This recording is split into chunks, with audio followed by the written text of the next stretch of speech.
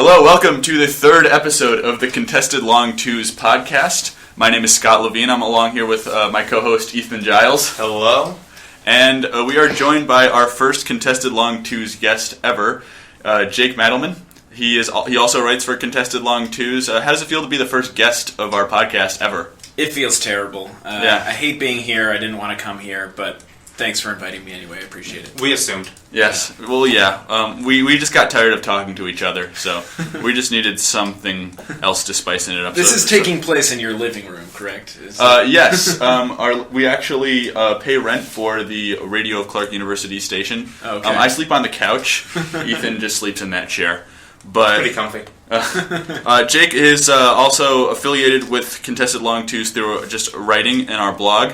And he wrote a recent article talking about some first team, second team, third team All-NBA awards, some predictions, went over the David Blatt debacle, if you will. I noticed you had Chris Bosh as your center, and I think I kind of respected that because he's had a great season. Can you talk a little bit about that? Is that him just having a great season, or is that just no one else really rising to the occasion in that position?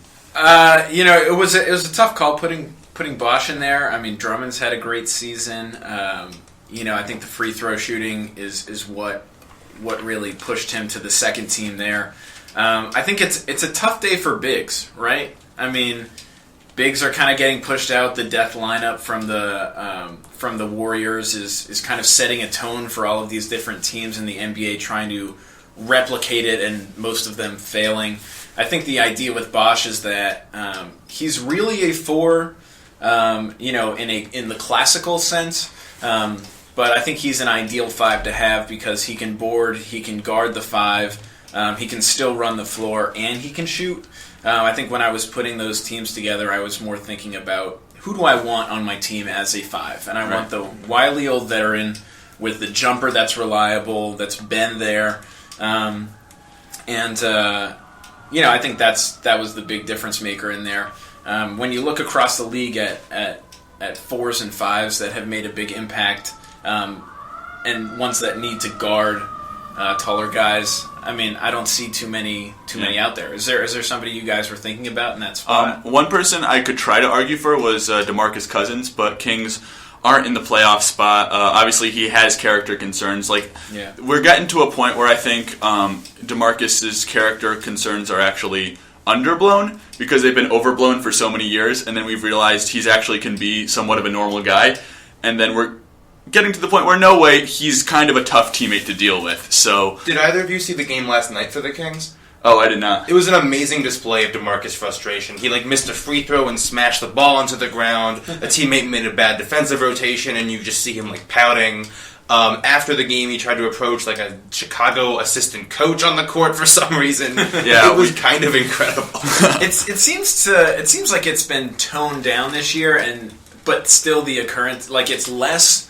But there's still so much of it, right? It's not all the time now. Yeah. It's still half the time, but half the time is still way too much for this stuff to go. Yeah. And it's really hard because he was put in the worst possible organization that he could when he was drafted.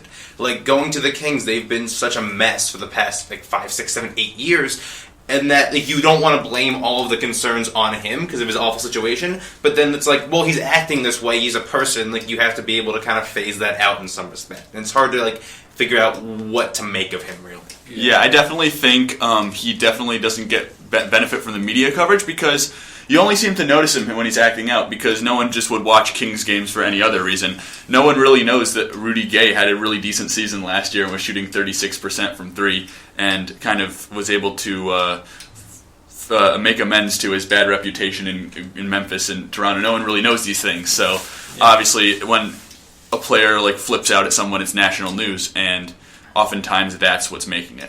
Yeah. Did either of you guys get a chance to listen to Bill Simmons' podcast with Tibbs? Oh, he had Is that recent? Yeah, recent. It was earlier this week that he put it out, and it was really, really interesting, especially because Tibbs has been around for a long, long time. He's obviously a really accomplished and smart coach. And they were talking about Team USA because Tibbs is still coaching for Team USA, and he was saying that when you're around that much talent in a situation where all of the guys are on the same page, that everybody raises their game, and he attributed a lot of James Harden's success last year to his inclusion in Team USA and really kind of being a secondary thought on that team, a second-team guy. And he was saying the same thing about Cousins. That Cousins came into a couple games, played really well, that his defense was actually very good, and that there were no character problems. So I think that really kind of supports your point, Ethan, that if you get DeMarcus in the right situation, maybe there's something there. But the Kings have been pretty tough in that. I mean, we've been knocking on their door, and they don't want to do anything. It's interesting to see what'll happen. Yeah, and it is hard to separate, skill set and ability, mentality, all the individual things from the situation they're in. That's honestly part of the reason why Draymond Green was an all-star starter snub, if you ask me, that he should have started in forwards. Like, do I think he would do that, be in that position on pretty much any other team? I don't. But it's really hard to not factor in the situation, and it really kind of justifies putting Bosch ahead of him on the first team. Yeah. And it's kind of crazy that, right now, the Kings shouldn't trade DeMarcus Cousins, just because they don't have any of their picks going forward, really. Because they would do either pick swaps or something else. And then, but you can't really build with him there because of the way their other roster's constructed. So they're in this very, middle ground where their best case scenario is, making the playoffs as an 8th seed. Right. And then him leaving in 2 years. So it's a very weird situation. Yes, and Jake said that we've been knocking. He, of course, was using "we" as referring to the Boston Celtics. Of course. Jake, you're a Celtics fan, right? Sure. All right. What's your earliest memory of the Boston Celtics? Oh man, that's a great question. Thank you. That's A+ for that question.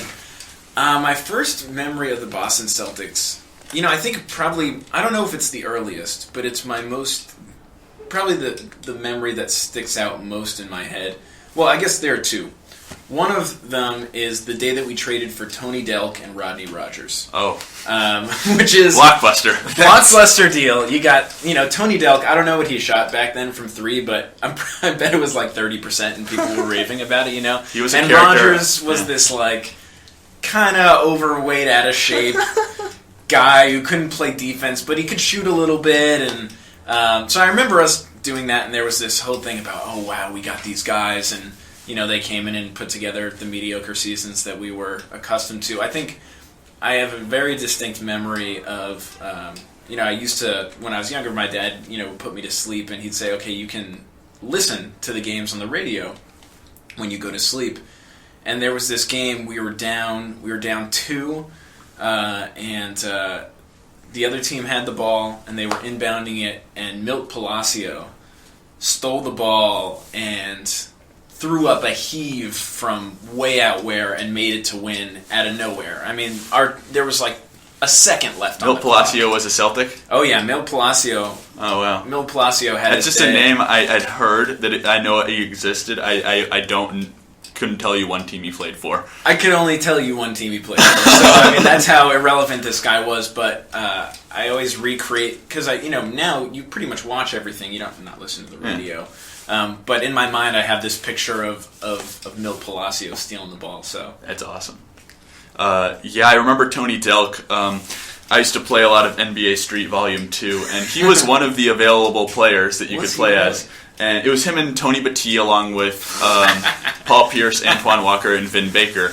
And I would always just let Pierce handle the ball as opposed to letting Delk handle the ball. And I just wouldn't play Delk. I'd just go Walker and Baker for the height. And, Walker was a good shooter. So that's all I really know about Tony Delk personally. That was a little before my time. I just played the video games at that point. But I really started getting into basketball and the Celtics around 5th or 6th grade, and I have a similar story to you, actually, except instead of Milt Palacio, it was Ricky Davis. One of the highlights of the 2006 season, and it might have been 2005, but I'm pretty sure it's 2006, was the Ricky's game-winning shot against the Memphis Grizzlies. I can still hear Mike Gorman's voice very clear in my head. Pierce drives to the hole. Back to Ricky for the game, and he knocks it down! They played it over and over again on Comcast Sports Network. It was probably called something else back then, but all the nature of the names of local sportscasts change every 5 years, so I have no idea. Maybe it was Fox Sports Network. It doesn't matter. Wait, are you telling me you weren't a fan of Ricky Davis when he tried to get his own rebound off his own basket for a triple-double? That's not when your Ricky Davis love started? I heard the anecdote in 5th grade. My friend, who was an earlier adapter of the NBA, told me, did you see the game where Ricky Davis tried to get his own rebound? And I said, no, but classic Ricky Davis. Of course, I thought this was a good thing that he tried to do this in 5th grade because... all back then are stats. Like, I thought, I was always really mad that Paul Pierce didn't get All-NBA third team because, he's putting up 23 points a game, but his team stinks. So I didn't really get the full picture. So I was like, of course you should try to go for a triple-double. So I don't know if I was really ready to appreciate Ricky Davis, or rather maybe that was the only condition in which it was possible to appreciate Ricky Davis if you only focus on stats. Sure. He threw down in a 2006 Rockets game that I went to. Unfortunately, Tracy McGrady was having back spasms, so T-Mac only played about 14 minutes. But Ricky, it was a really nice dunk. It was the only dunk the Celtics had that game. Stromile Swift definitely had a few jams, but that was for the Rockets, sure. not for the Celtics. Stromile just gets up there; it's so easy for him. It's like making a layup. Yeah. And I always loved Stromile. He was one of my favorite players back in 5th, 6th grade. Yeah, hey, since we're mostly because of his name. What happened to Stromile? What was the story? He got picked 4th overall. Yeah, second right? to 4th, something in that range. He was decent for a while and then fell off the face of the earth. Kind of like Hakeem Warwick in that regard. Yeah. Yeah, it's really funny how many guys there are from that era who just were super athletic and never learned how to do anything else. Yeah. Another guy who falls into that category, Tyrus Thomas. I was just thinking that name. Tyrus Thomas played Thomas. big minutes. If you remember, he got traded on draft day for the Marcus Aldridge for one. And obviously Aldridge is, playing big minutes. Yeah, one of the best. Tyrus Thomas on the Bulls in those Rondo, Derrick Rose head-to-head series that were so entertaining. Tyrus Thomas played some big minutes, and poof, he's gone. Yeah, I loved him in college. I thought he was going to be the next Shaq. He went to LSU, so it was just him and Big Baby Davis would destroy people down low. And you never know if Tyrus Thomas could have gotten another chance because he was on that Bobcats team. There was then the Bobcats who were the worst, probably worse than these current Sixers. Oh, they were worse, yeah. Yeah, that's a close one. But they cut Boris Diaw, who went to the Spurs and won a championship and got close another time and might win another one. And then Tyrus Thomas, you could say they were in the same exact position at the end of that year or near the end of that year. But Tyrus Thomas just didn't get another opportunity. You wonder. Yeah, that's all right. Do you want to indulge a little bit about the Philadelphia 76ers? In terms of history or current? Just in terms of when you first became a fan. I mean, Iverson. Iverson was always helpful.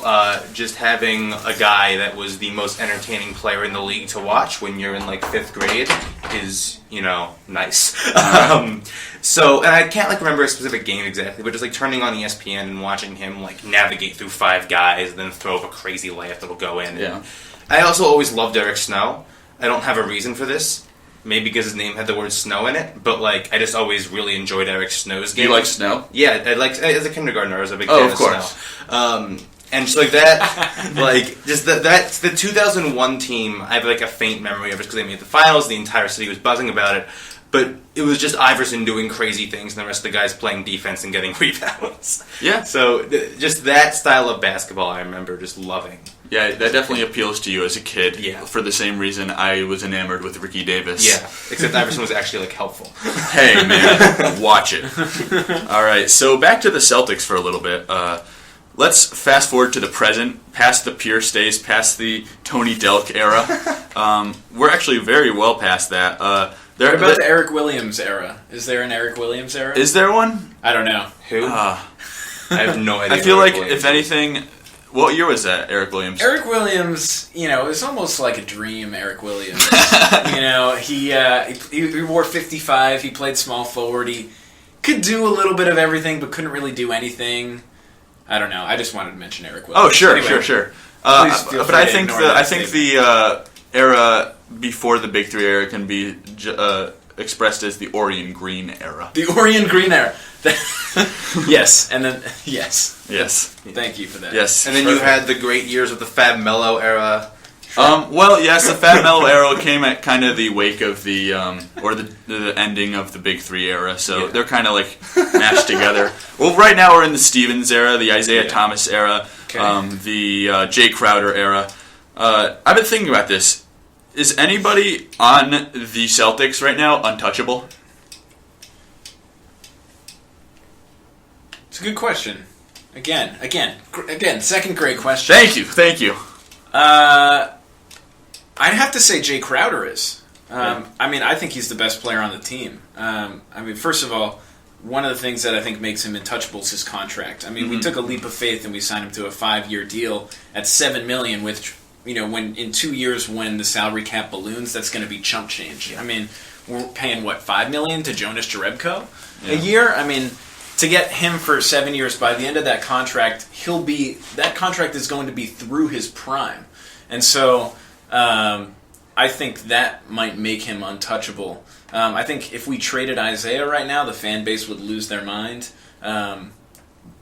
So, I mean, that makes him up there. But after that, I mean, anybody else? So would you, if you were to get like a Blake Griffin or DeMarcus Cousins type, would you then trade Jay Crowder? No, I wouldn't. Really? Yeah, I wouldn't. I mean, it would depend on who we're getting back. But you just look at the 3 position. It's so difficult to fill that role.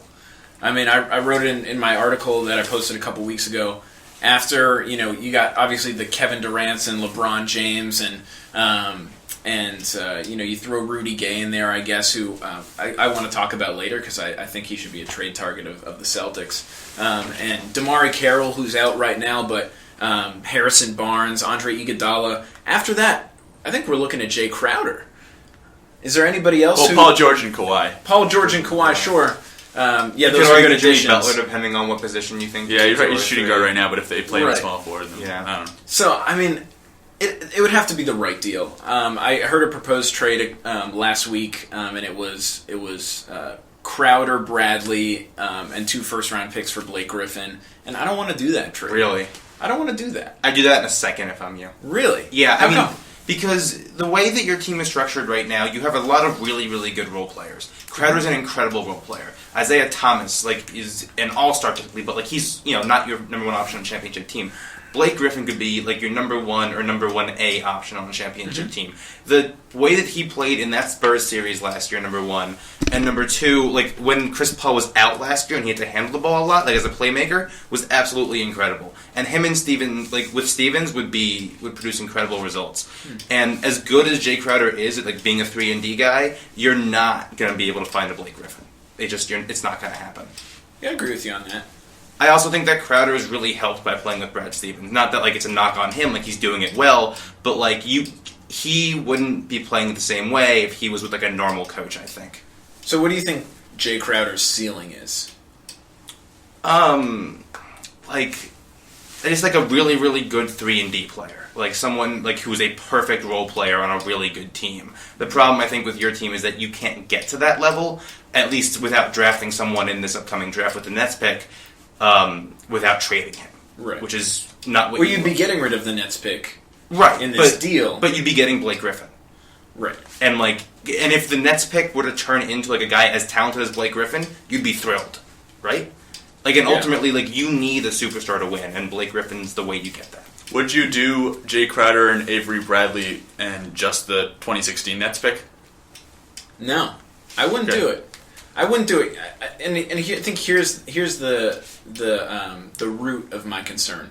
Forget all the character stuff and getting punched in the face. Right. Whatever. Right. Yeah. He's a young guy. He seems fine. Whatever. He's fine. No complaints about him prior to this. Yeah. I just think that, and you mentioned when Chris Paul goes out, Blake can make up the difference, right?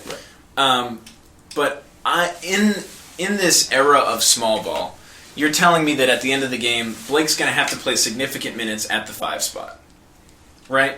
And I don't trust him there. I also don't need him to be a ball handler on my team, right?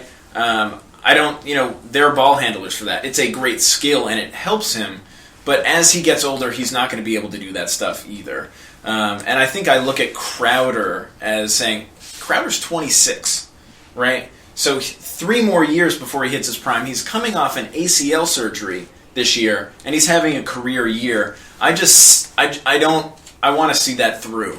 Bradley, I'm fine with getting rid of Bradley. He's not going to be the starting 2 guard on a championship team, whatever. But I have some concerns. Also, we have a glut of force, and so obviously Blake would go to the top there. But I guess maybe I got a little man love for Jay Crowder. Yeah, understandable. Yeah, you and every Celtics fan in the world, because he's just a fantastic player. We stole him. Yeah. That's the other thing. No, that Rondo trade is so unbelievably in your favor. Even if Rondo were to not have blown up in Dallas, the fact that you have their first round pick this year and Jay Crowder is absolutely unbelievable. Yeah. I have an alternative Clippers trade that is a lot less big of a deal, but I think is something that should happen. You want Austin Rivers? I don't want Austin Rivers, although that would be hilarious if. Well, then Doc wouldn't give him up because he had to trade us a second-round pick to rescue Austin Rivers from us in the first place, and he's kind of wary of probably giving us... He doesn't want our son around us. But we give him David Lee, and they give us Lance Stevenson and Paul Pierce. You cut Lance after a week if it's not good if it's not PG Keen right out of the box, because you don't want him to ruin kind of this perfect or seemingly good dynamic that the Celtics have right now. They have very good chemistry. They have very good cohesion. Lance could be an interesting piece, and if we let Paul Pierce stay on the Clippers, we're letting Doc Rivers win. We need to keep him on the Celtics. Doc Rivers can't take one of the best Celtics of all time away from the Celtics and say, oh, I'm just going to... You know what he did. He's on the Clippers now. And so why would the Clippers do that? Yes. That's my next question. You're kind of cutting costs with Paul Pierce. I think they probably think, and especially Doc Rivers thinks, that Paul Pierce is going to show up and magically become what he did last year for the Wizards because, he's Paul Pierce. And then it comes to a point where people just can't do that anymore. And it really looks like we're at that point with Paul Pierce. So David Lee gives them a nice bench cog. I think they can actually use David Lee. In a lot of ways, he reminds me of Blake Griffin sans athleticism, a very good playmaking 4, a very good rebounder. He can kind of work the high pick and roll with Chris Paul, and he has that mid-range shot. He can throw lobs to DeAndre. I don't see how this hurts the Clippers if they just give up Lance and Paul Pierce. I don't think David Lee is really helpful anymore. You don't know that. He hasn't been put in a good situation. The Celtics are in a good situation? Ethan, do you understand how a trade works? I understand how a trade works. You give up things, and if you give up things that aren't that helpful, then what's the problem with getting something that doesn't really help? I think Paul Pierce has a chance to help you more. More than David Lee. Yeah. I find that preposterous. I think the important question here, and I think that the Clippers, if they trade Pierce and Stevenson, they have 0 wing depth. Yes. And they don't already, in my opinion. Luke Richard, Emba Amute, and Wesley Johnson. Who should start? Yeah, Wesley Johnson should start. Yeah, I agree with that. I agree with that. So you're taking out 2 wings of depth for a guy who's going to play backup 4 for a team that wants to play Blake Griffin 40 minutes a game in the playoffs. Yeah. I think that Pierce could give you something. I don't think David Lee can give you anything. I can understand wanting to not trade for a 4, but they should definitely look to trade some of those guys. They got to make a move. Lance has been a disaster.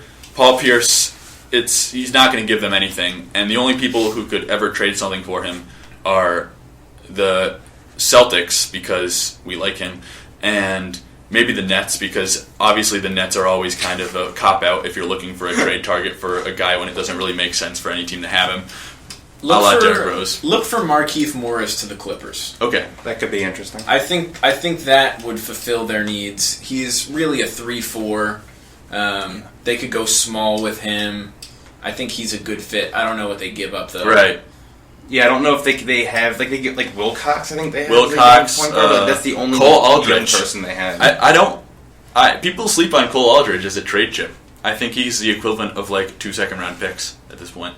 I think he has more value in Los Angeles with Chris Paul than he has anywhere else. With point guard Brandon Knight. Yeah, I think that Markieff. I like the idea of Toronto trying to get Markieff. I think he would fit really, really well in there. They have a bunch of picks. They actually have one of the Clippers picks going forward, and they have the Knicks pick from the Bargnani. Yeah. Right? So they have enough assets to get something done.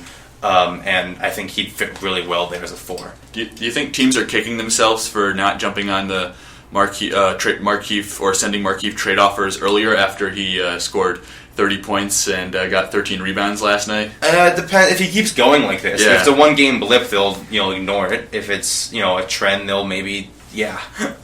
It seems like if anything, maybe it's the Hornacek firing. Maybe it is just a 1-game blip, but he could just start playing okay again, and then everyone will feel bad for not jumping on the Markieff trade offers earlier. I think he's going to move.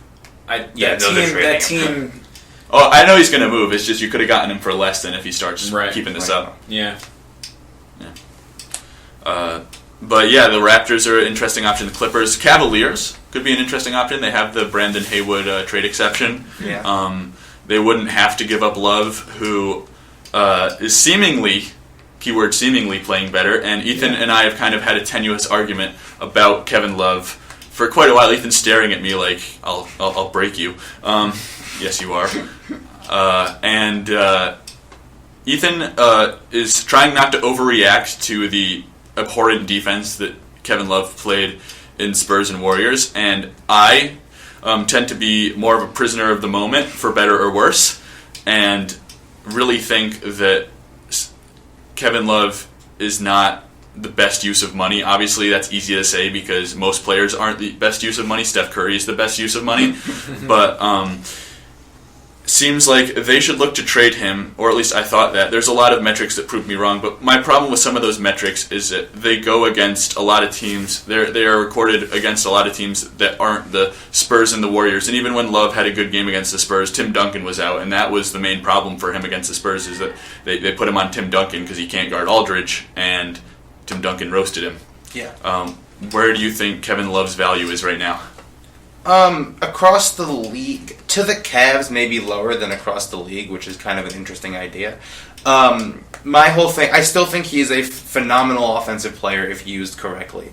I think he has abilities to put the ball in the basket and get boards that a lot of guys do not, and that can be used effectively. And I think that, you probably can't play him significant minutes in the finals, which is a huge issue for a guy on a max contract. At the same time, he can help you get to the finals. And then when you're in the finals, you can figure it out then. You can bench him if you need or go along with that. I don't, unless they get a really good offer, like a guy like Horford or someone of that echelon, I don't think they should move him. All right. Jake, any thoughts? Yeah, I was just thinking of a weird trade. I don't know, this just came to mind. Hear me out on this. All right, so this, by the way, this trade would never happen. But you've got Kevin Love, Mozgov, and Shumpert, okay, to Toronto for DeMar DeRozan and Valanciunas. I don't see how that makes them better in the short term. Yeah, I don't like DeRozan and LeBron. The Cavaliers. Together. Yes. Well, the idea is that DeRozan gives them another scorer out there who's competent. If you're looking to get rid of Love, you get a big guy who looks to be on the rise, and then you play Tristan Thompson at the 4. Just a random thought. It is always a good idea to get as much talent as possible, but Ethan's a little concerned with the fit. Yeah, so they already have 2 primary ball handlers with Kyrie and LeBron. Yeah. And then DeRozan, he's a very good player, but you don't want him off the ball that much. Him and Lowry can kind of work with it, because Lowry's very good off the ball. Sure. But DeRozan's not a shooter yet. He's very good at getting to the basket and getting fouled, but he's not a good 3-point shooter. So you put him next to LeBron, who's not shooting the 3 well this year, and Kyrie, all of a sudden, the ball. All of a sudden, LeBron is very Mbamutian from behind the arc. So It might be it might be a little Yeah. cramped, but it's not like it wasn't cramped when they took the Warriors to 6. So Yeah. what do I know? I mean, I think the problem with the whole Love thing. First of all, I mean, it seems like they're going to stick with him. I think as they should, at least for now. But trading a superstar is so difficult, and I think one of the biggest difficulties in it in our age is the media. Because if you really want to start shopping a superstar, it's going to leak, people are going to talk about it, and that's going to create tension between the team and the player. Right. So once you enter into those trade talks, then the media drums it up, the player gets upset, and then their value goes down because they don't maybe not want to be there or whatever. So it's an interesting situation. Including us. If we get a hint, we're the media. If we get a hint that Kevin Love might be shopping around from some article, we're going to write about it. So. The Cavs do not shop them around. If someone calls them with an offer is when they should consider it. Yeah, sure. Yeah, absolutely. So we got definitely really sidetracked from the Celtics, which is never a bad thing. I do it all the time. Sometimes if there's another game on national TV, I won't watch Tommy Heinsohn blither away. But so I get sidetracked from the Celtics all the time. But talking about Isaiah Thomas, you talked about how he might be the second least tradable guy on the roster. And there might be a pretty large gap, might be a pretty small gap. You talked about how the fans would have an outrage. Would you trade Isaiah Thomas? Well, I mean, it depends on what we get back. I mean, the problem is that we don't have guys that can create. Yeah. I mean, that's our team-wide problem. And guys that can create don't grow on trees. So I don't know what kind of value you get back for Isaiah. I'd say he's probably worth more to us than he is to anybody else around the league. Mm-hmm. Having said that, he's not the long-term solution at starting point guard. Right. I mean, you look at some of these guys that are potentially on the market, like Mike Conley, for example. I like Mike Conley a lot. I'd like to go after Mike Conley, maybe in free agency. Trading for him might be a little bit more sticky. And if you remember, we started off the season saying Isaiah's not starting. He's not starting. He's not going to be the starter. After some injuries and things here and there, he slid into the role and has obviously done exceedingly well. I like Isaiah. I think he's a guy who can really energize a team as well. I think his energy is infectious, just because he's this little guy you don't expect, and he's going up against. I was watching them against the Knicks a couple nights ago, and he's rising up against Lopez, and Lopez doesn't try to block the ball because he knows that if he gets anywhere near Isaiah, he's going to flop and get the call. So it's something that's valuable. I wouldn't trade him. I mean, I think our big trade pieces, and I'd love to hear what you guys think about this, guys that we can sell high on: Sullinger, Bradley. Those are two big ones. Maybe even Jerebko right now because he's been playing well. Not David Lee. I mean, David Lee's a trade chip. He's not a guy that people are going to... He's a contract. Right. I'm waiting for him to get sent to Brooklyn for something stupid. Like, that's what I'm betting on. It's always Brooklyn.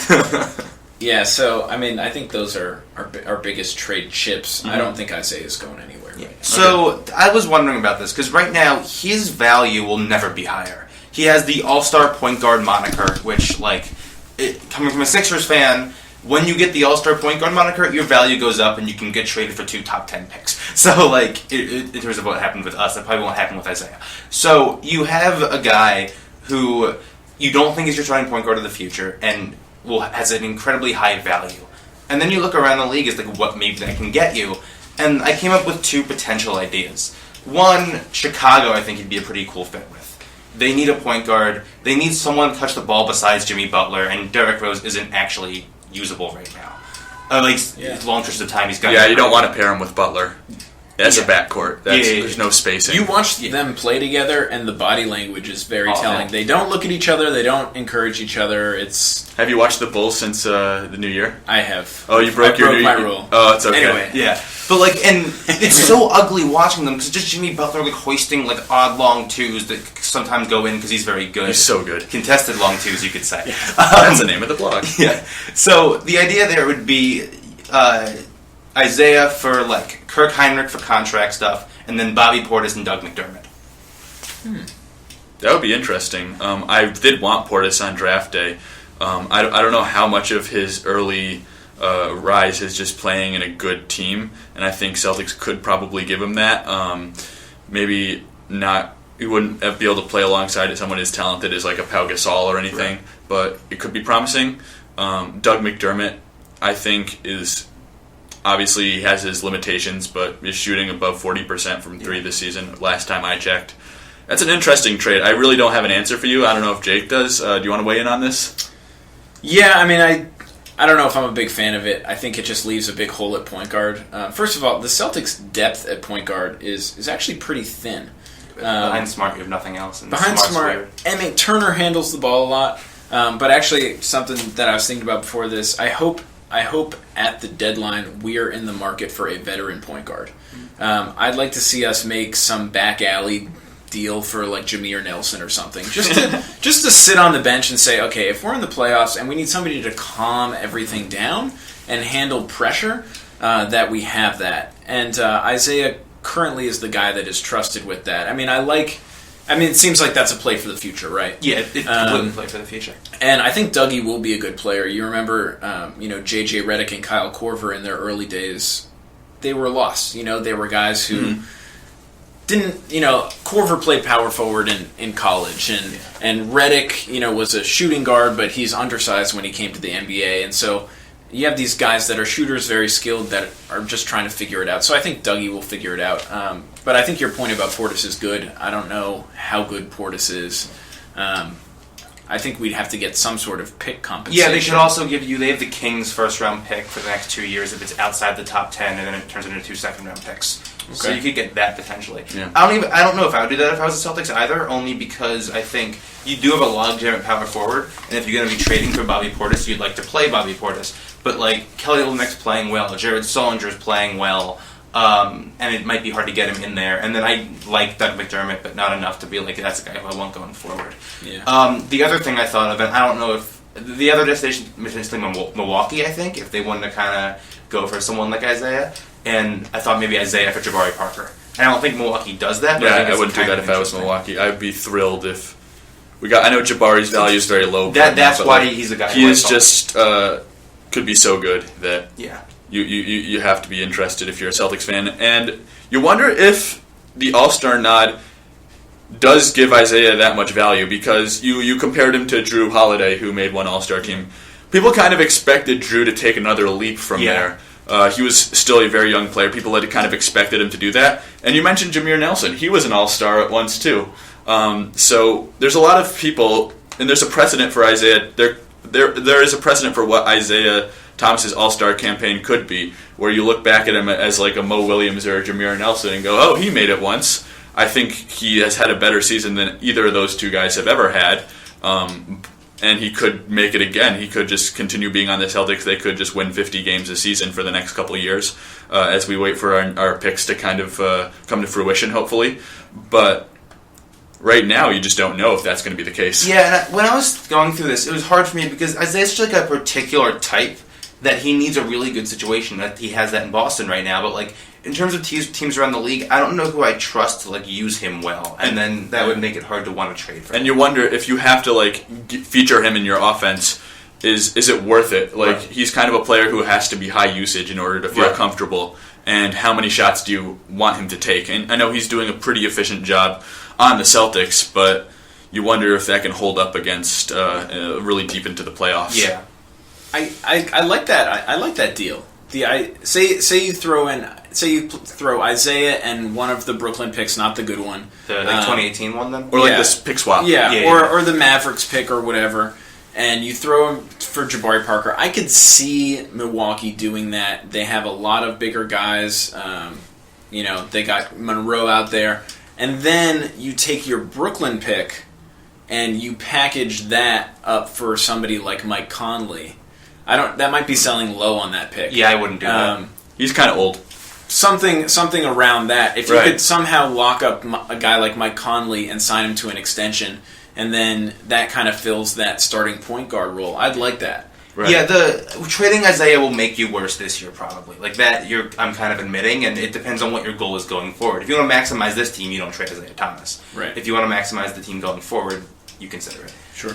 Yeah, it's a tough question because we kind of see it as either keep the Nets pick or trade for Blake Griffin. But there is an option to just blow everything up we have right now and just completely focus on the future. So I think what we have right now is a nice balance between focusing on the future and trying to win now.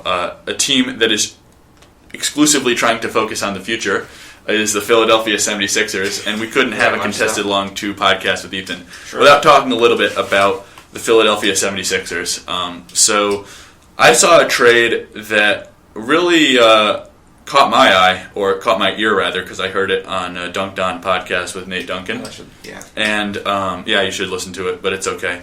Sometimes I listen to it right before this because I like to listen to podcasts of people who are smarter than me as I prepare, but just to hear what they have to say. But Nate Duncan thought of a trade between the Sixers and the Magic involving straight up Nerlens Noel for Aaron Gordon. Why? For the Magic, it would provide them with the rim protector they have looked for a long time. Vucevic obviously is a promising center, but he can't protect the rim.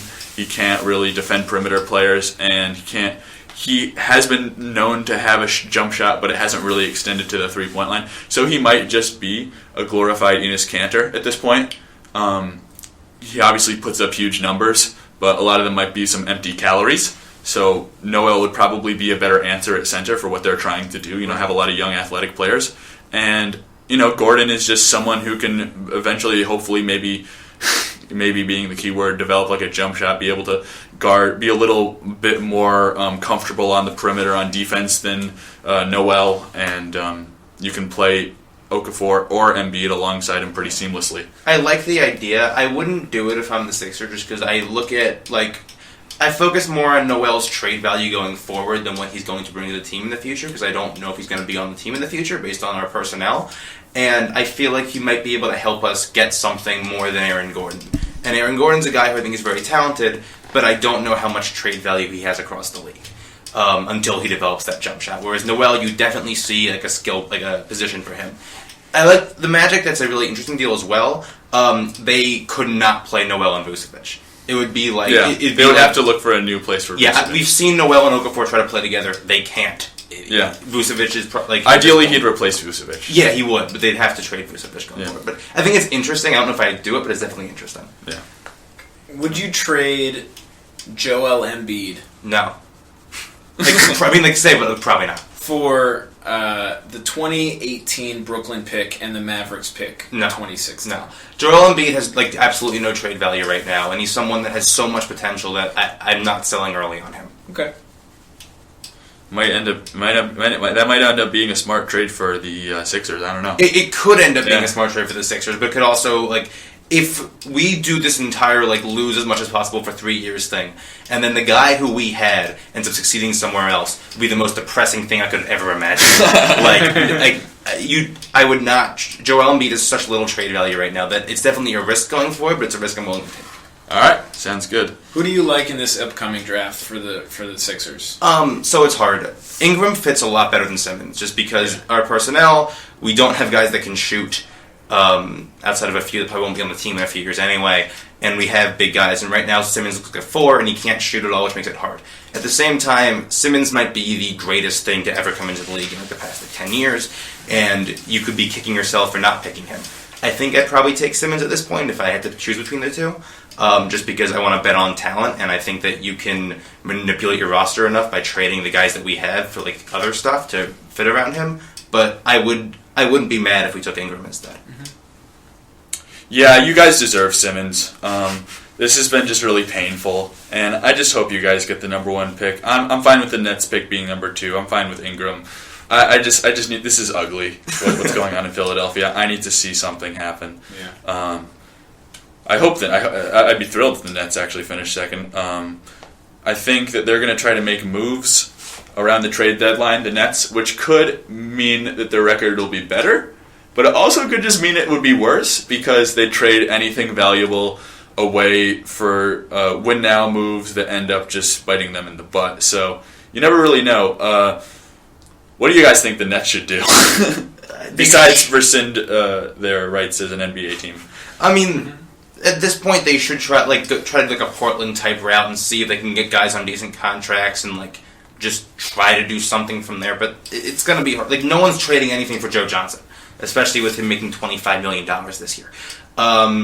Maybe you can get something for Thad Young, but like, is a contender really giving you a lot for Thaddeus Young? I'm not that confident. Brook Lopez is their biggest trade chip. They should definitely look to trade him and like get some future asset back. But they're kind of screwed. Yeah, like, the concern for them is that they're going to just try to go win games because they can't get their picks. But I again heard this on the podcast I was listening to, where you just don't let the picks kind of determine what you want to do. Like, kind of treat them as a sunk cost.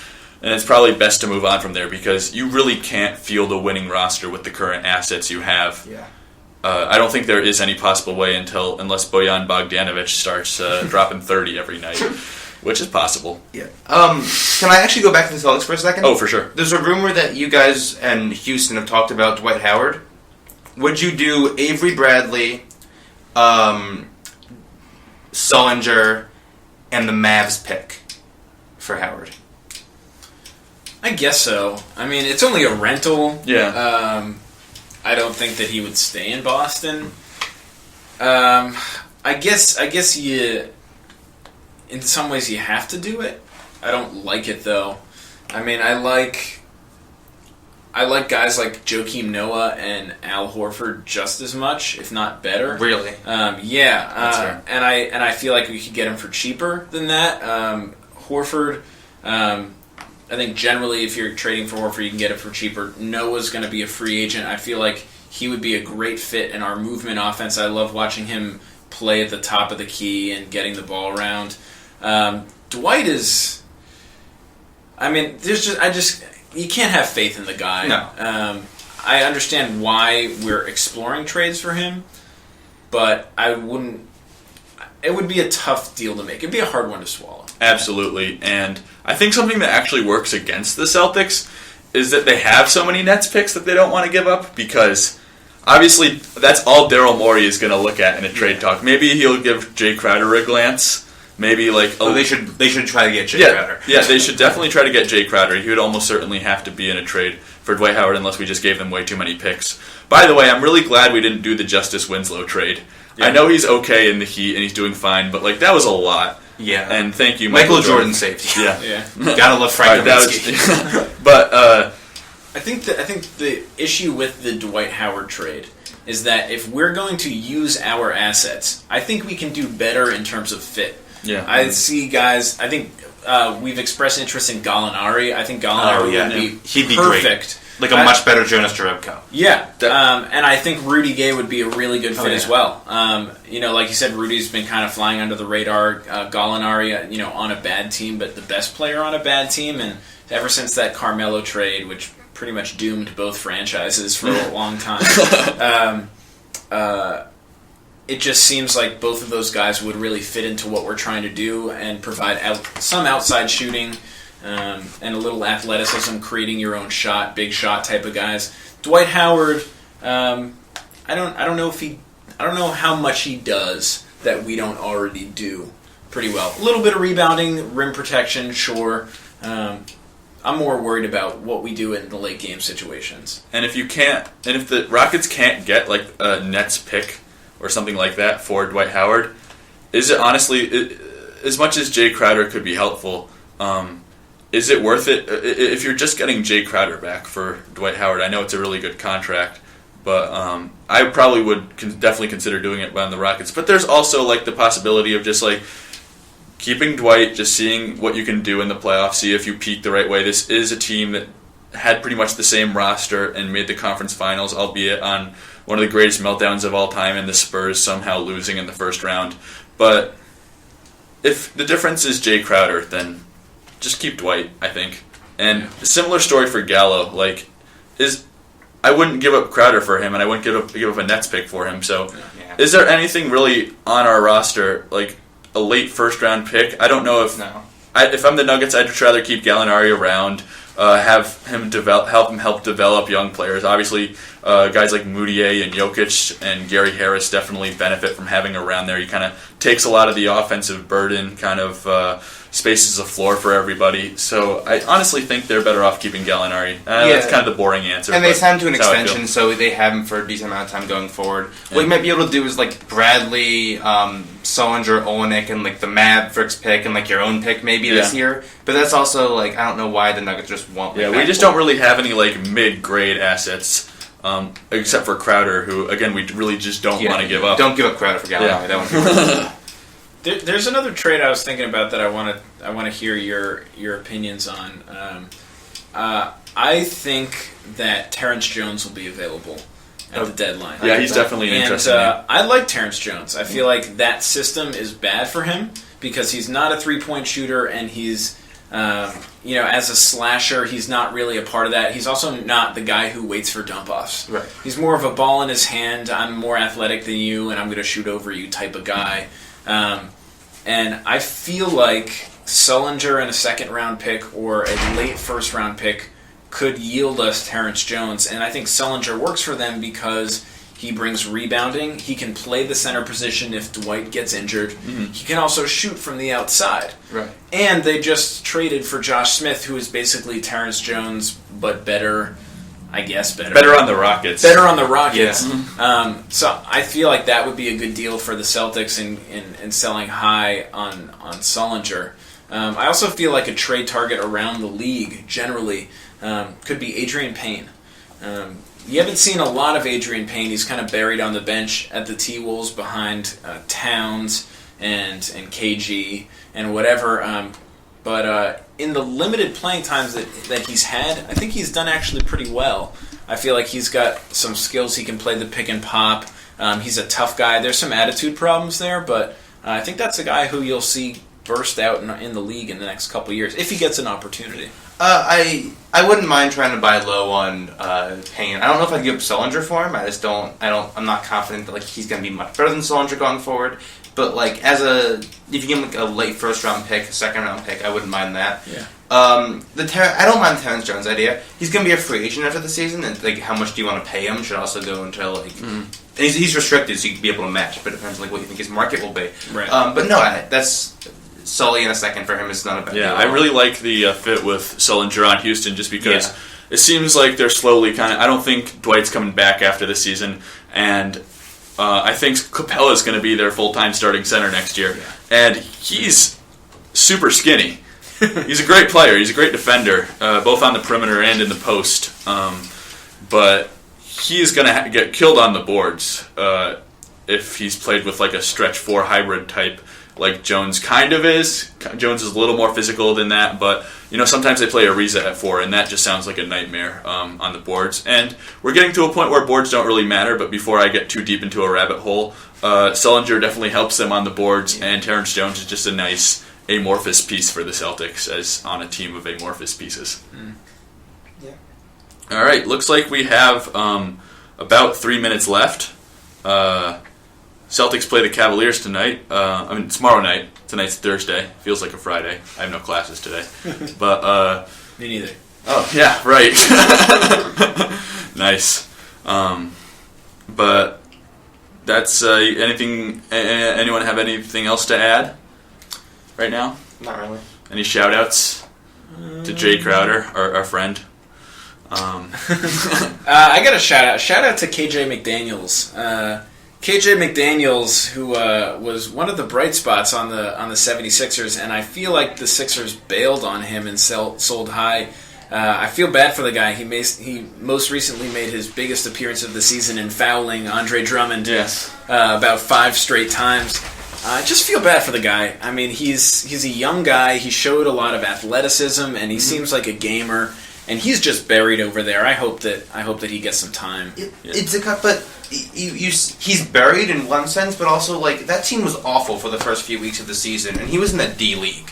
Like I feel like, and given that the Sixers moved on so quickly from him, like he's someone that there must be like something weird with when you like get to know him or something. Like it seems weird that like no one really wants to like go forward with him a lot. Yeah. His mom's also crazy, but It's, I'm not putting that against him. I think he is one of the most important people in defining how people view the Sixers. Yeah. Just because he was one of the original wings who looked amazing, who really excited Ethan watching him at the beginning of last season, especially in preseason.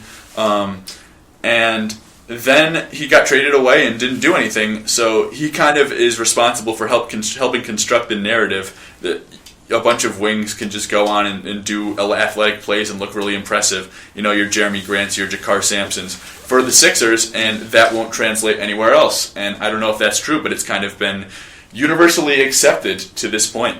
Yeah, and like you look, we got Isaiah Cannon, who frustrates a lot of people, but is a pretty good. No Sixers fans like him. No, because he turned the ball over a lot. He's really bad at defense, and like genuinely, he's the everybody hates Chris. He's Chris from Everybody So Hates Chris. Isaiah of the Cannon Sixers. or T.J. McConnell? Oh, I love T.J. McConnell. Okay. I love T.J. McConnell.